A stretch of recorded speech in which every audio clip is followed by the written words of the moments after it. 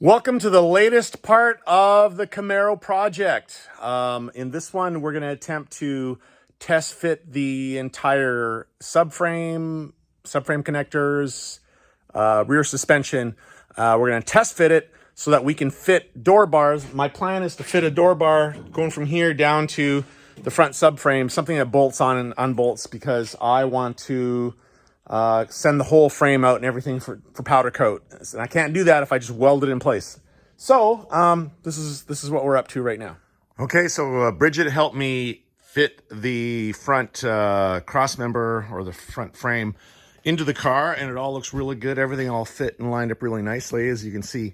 But the problem is, it's not really a problem, but the aluminum bushings that I got, you can see one right in there, and there's more back there. It's too thick. This frame, you can see the distance here. I don't need that kind of distance. So I am going to machine these a little thinner and get the body closer to the frame.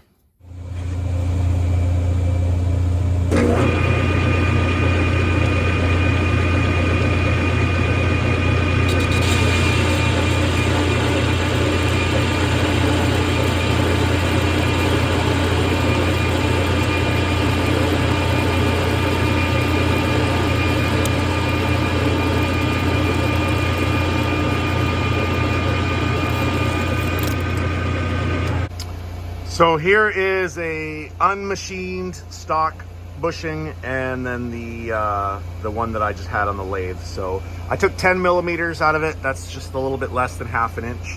And I think that's gonna snug up the body to the frame.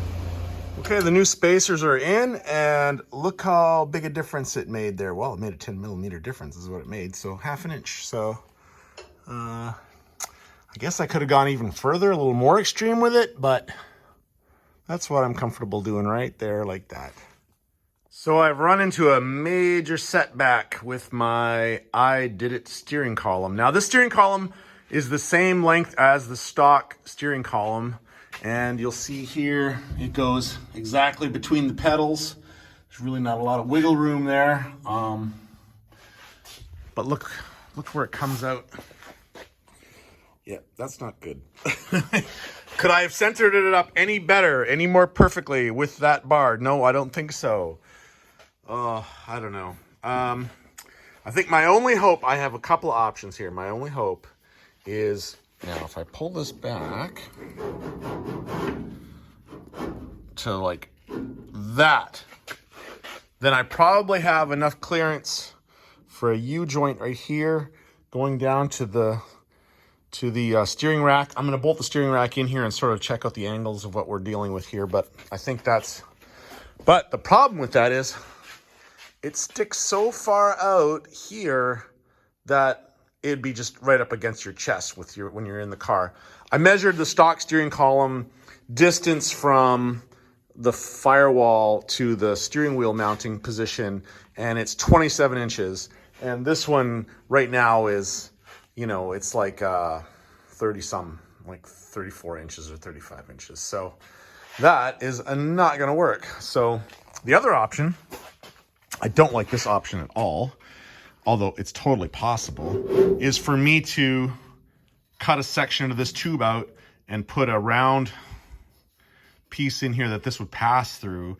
Now, if I made it out of thick enough wall of tubing, that absolutely would work. Yeah, the more I think about it, maybe that is a possibility, because it would be just as strong. Like if I had a thick wall tube in there that would pass through. It'd look pretty slick, passing it through like that. I don't know. I'm gonna bolt the rack in here and see how that's gonna work out.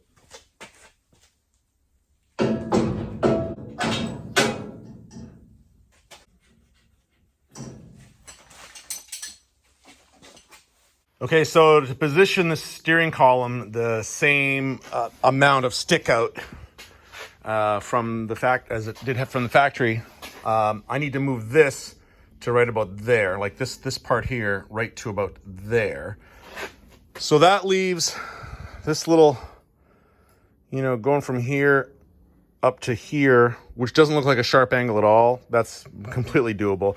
So I just need to secure myself some proper thick wall tubing to make a collar there that can slide through, and then that'll be that. So that's what I'm going to do there. Next up in the directions is putting together this rear cross member. Looks fairly straightforward.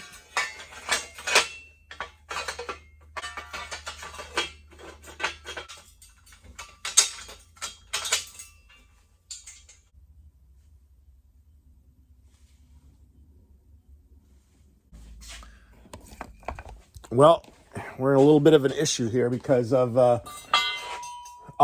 this is the bottom. You remember me welding in this bracket here, and it's a reinforcement for the roll bar on the other side, like that support for the roll bar. That there is interfering with where this cross member needs to go. So I got to figure out whether I'm going to try to slice this out so it'll slide in there and then weld it back up, or if I modify this. I think that it'd probably be better if I modified those brackets, because this is fairly thick steel, and if I weld those to this, it's going to be just as strong as if I put it in here and bolt it like Speedway Motors had intended. So that's probably what I'm going to do. I'll take another look here. I'm bolting the cross member in. This is the cross member that has the forward mount for the torque arm, which bolts in there. But now, because I machined those spacers 10 millimeters thinner, and this is closer to the body, now these bolts, these 1-inch bolts, when they go through here, they actually hit the body. So I don't know if I'm going to create any problems for myself, but I think that if I just take this off and I take this off and then I put the bolts in like this and then put it back on, that should work, right? Because it's just the head of the bolt then. And then this, well, just like so. Yeah, I think that's a good solution. Okay, so here's something I discovered while I was putting this in. Just for shits and giggles, I decided to measure the gap between here and here. And you can see now that it's 4 7/8. And this one is 4 7/8. When I first measured it, there was like a 3/4 of an inch. No, probably half an inch. There was a half-inch difference between that side and that side. And I assumed because of the way it bolted in that it would automatically be all centered up. But no, it is definitely not. So I just had to loosen off these 4 bolts, jiggle things around, tighten them back up. And the gap between that edge up there and this corner here on both sides is exactly the same. So I know we're all lined up real nice and pretty there now. Next up are these brackets here that hold the rear control arms in place. There's one on either side. Now the kit wants me to use the factory, I don't know, what do you call these things? The factory mounts. Okay, so take that off. All right, so behind here is this style of clip. I hate these clips. I hate them so much. So, you know, they slide in there like that, and then in here and all this. And I just hate them. I just hate them. So instead of using that, I'm going to use these. These are called T-nuts. And I'm going to get rid of these little, because this is meant for wood, actually. I'm going to get rid of these, and then they'll just slide right into those locations, like so. And I'll weld them in place in all of those. And that is, I think, a much cleaner way of mounting this thing. Okay, now that I have those welded in, that worked out very nicely. I'm really happy about that. I can put these in.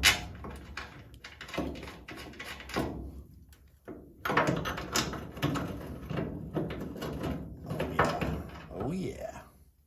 That's how it all's supposed to work. And then there's bolts that go through there too.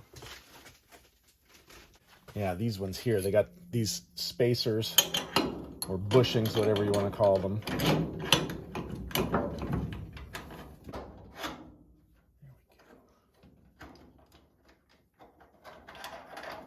All right, that's the, and then this goes to the differential. That's it for this video. There's a lot going on in the next one, so like and subscribe, and we'll see you then.